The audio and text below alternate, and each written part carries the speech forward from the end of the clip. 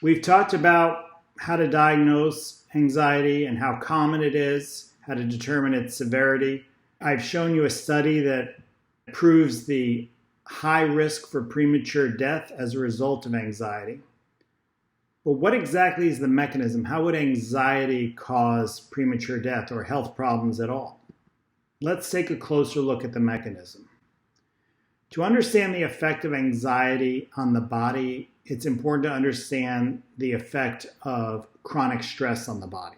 When we are anxious or stressed, our body activates a fight or flight stress response. The most important result for understanding the health impacts of chronic stress and anxiety is the release of cortisol and adrenaline. This graphic shows you the effect of cortisol, but adrenaline does the same thing, so you can think of them together. Elevated cortisol is great if we are running from a lion or we're fighting a bear. In an acute, stressful event, it primes us to use our bodies and use our brains at their fullest capacity. But over time, if the stress doesn't go away, and the stress would go away in hunter-gatherer society, either we would get our guts torn apart or we would beat up our adversary or whatever the situation would be, it would be resolved quickly.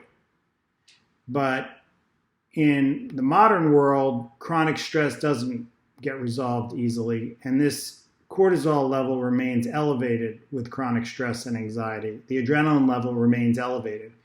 What that does is it suppresses the immune system, so we're more likely to be susceptible to getting infection. It increases blood sugar levels. We want to have a lot of blood sugar around when we need to supply our muscles with fuel, but having it around for a long time causes insulin to rise in response. And insulin being constantly present causes insulin resistance, where the tissues no longer take up the blood sugar, it just remains in the bloodstream. This leads to obesity and diabetes.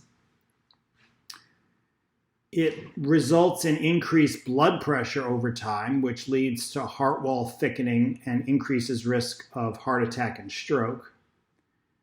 And it decreases serotonin, which contributes further to anxiety and depression. So the effect of a chronically elevated stress response, which occurs with chronic anxiety, have implications on our immune system, our metabolic system, on our cardiovascular system, and our psychological health.